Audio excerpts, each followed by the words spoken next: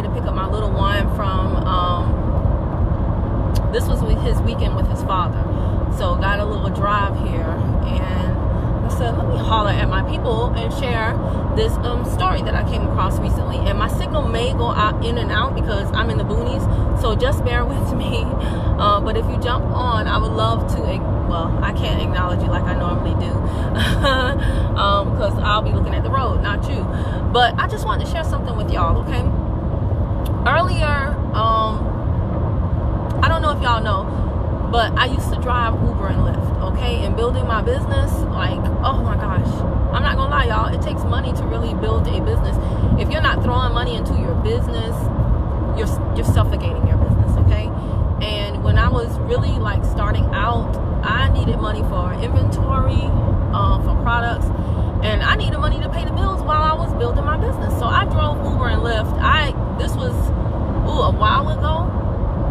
And this was not when it was like new, but when it had kind of caught on in Atlanta. And it was okay. Now I cannot imagine it because they have really just done a lot of things that make it so not advantageous for the drivers unless they're kind of like living on the road, in my opinion. But I'm still a part of some of the Uber and Lyft rideshare Facebook groups because I just never took myself out or whatever. And every now and then I get a notification that just makes me so happy and thankful and grateful that I don't have to do that anymore. It's gotten really rough out there. And also, you know, I just check in and look at what some of the people post. And this one post caught my eye, guys, that, gosh, you worry about the dangers of driving rideshare when you're a driver, but you don't think about back at home, right?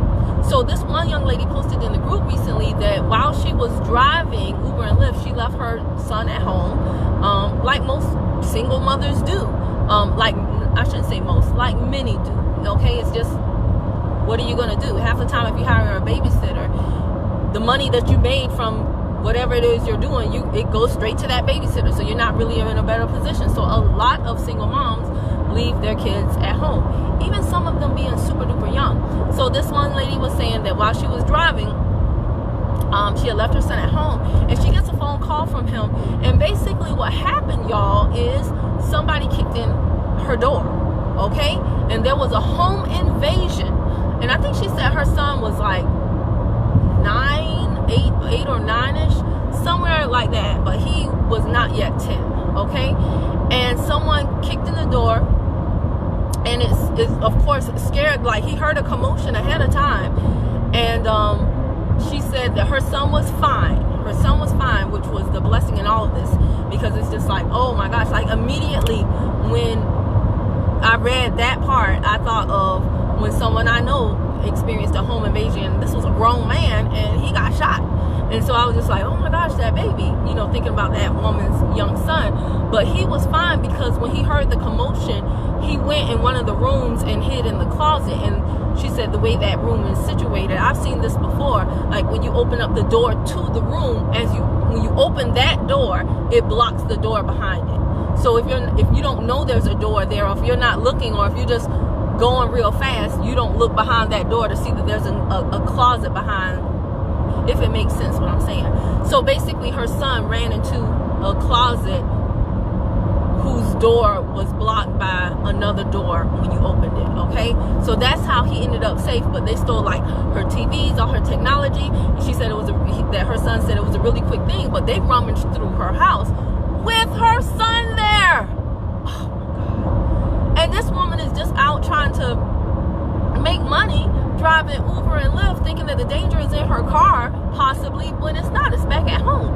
And you know, of course, everybody in the group was like, "Oh my gosh, prayers going up. So sorry, you know, that this happened to your son. And is he, you know, glad that he's okay? But is he really, really okay? Because as an adult, I can't imagine experiencing something like that. So imagine, you know, your child. It's just horrible. And I know that so many of us grew up as latchkey kids. I totally get that. But this day and age, this is a different type of thing going on. So why am I telling y'all this? And I was reminded of this because earlier this week I went to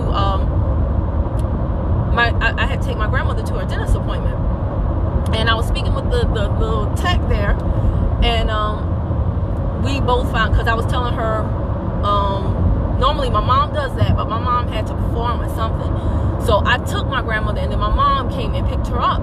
So I was trying to track my mom because I had to go get Eho from school. Like, you know, life is busy, right? We all have stuff to do.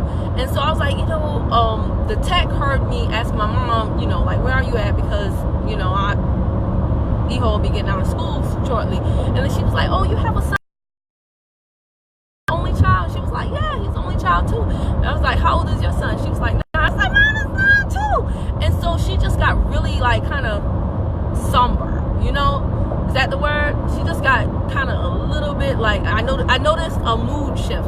And so I was like, what? And she was just like, I wish I could get my son from school. And I was like, what? Does he catch the bus and stuff? She was like, yeah, he catches the bus. And she said, and, you know, unfortunately, there's like an hour of time that he has at home by himself from the time he gets off the bus till I get home. And she said, and every day I worry. Every day I just worry about him so much. And her son is 9, just like my son is 9. And I was just thinking to myself, oh my gosh, like, I can't imagine my son being at home for an hour a day, Monday through Friday, by himself. Now, granted, Eho is very responsible. It's not about that. It's just about the fact that, you know, like I said, that of course I did not share with her that story that I recently read, because why scare somebody who's already scared? Like, I hate it when people do that, you know? Oh, you scared about something? Let me make you more scared. Like, who does that? Crazy people. But I didn't share that story with her. I was just like, girl, you know, he's gonna be okay. And, you know, got protection, you know, trying to reassure her, because you do what you have to do. And a lot of people that criticize people that for leaving kids at home by themselves, guess what? They're not going to watch your kid. They're not going to give you money to watch your kid.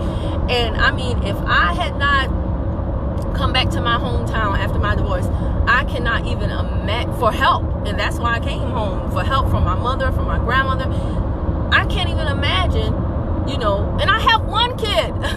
There's some people out here with multiple kids, but even as a work from home person, I still have stuff that needs to be done for me. I still have business trips that I have to go on, and I cannot imagine, with the little bit of help that I need, guess what? In the moments that I need it, it's a big deal.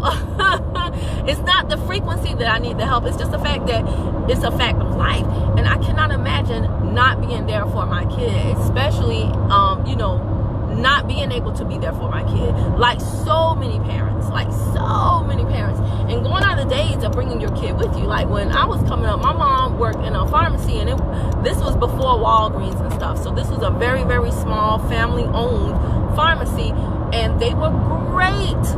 Oh, they were so great. I miss Don Alls. But they would let my mom leave work, come to pick up the 3 of us, and then she would bring us back to work. Okay, not 1, not 2, but 3 kids in the back. We would be doing our math next to all walls of medication. Walls of medication. And every now and then she'd peep in and be like, y'all good? We'd be like, yeah, for hours, until she got off of work, and that was our life. But they don't do that anymore. They don't let you bring your kids to work anymore. So what do? Guys, I'm just telling you, listen, I don't care if you don't join me. I don't care if you don't join my company, but I'm telling you, especially if you are a single mother, it is imperative that you buy back your time, bit by bit. Whenever you can, you have to carve out little times in your day to figure out a way to make money passively, to make money in your sleep, to make money that in a way that does not require your efforts, because you cannot think about how you grew up. This day and age is completely different. And I was talking to my son the other night, because very rarely is the news on in my house. I don't watch the news, but sometimes my other family members do. And there was a story that came on, y'all. Have y'all ever heard about this thing called Slender Man? It is one of those internet memes, and there are a lot of different internet memes, okay? There are these internet figures that kids make up, and they, like, these kids buy into these figures, and basically, like, these 2 girls took their friend into the woods. Did y'all know about the story? These 2 girls took their friend into the woods and tried to kill her, and the girl was 12. All these girls are like 12 years old, and they said Slender Man told them to do it. And the girl lived, but it was this, you gotta look it up. The girl lived, thank God, and she's older now, but she still sleeps with like scissors under her pillow and she doesn't trust anyone, and And so while this news story is going on, my son is like, oh yeah, Slender Man. I said, what you mean, you know Slender Man? He was like, yeah, you don't? And I'm just like, no. Like, I know the other meme that they talk about on WhatsApp that's commanding kids to do things, and it's like a woman is like, but I've never heard of Slender Man. So, you know, just in sitting there and talking to him about it, and he knew all this stuff about it, and I'm with my son every day, and I still didn't know that he knew about Slender Man. So it's just like, are you serious? And I talked to him about it, and this is why my son does not have his own phone, even though he kind of needs it a little bit. Like, I would just feel safer if he had his own phone, only because of all the stuff that's going on in schools. If something went down, you know, he could call me, and he's I pick him up from school, but still there's like maybe like a little bit that he walks to the crossing guard by himself. But I mean, then I scoop him up. But I mean, I want to get him a phone, and I know like that, but these kids are smart. They can bypass all that crap.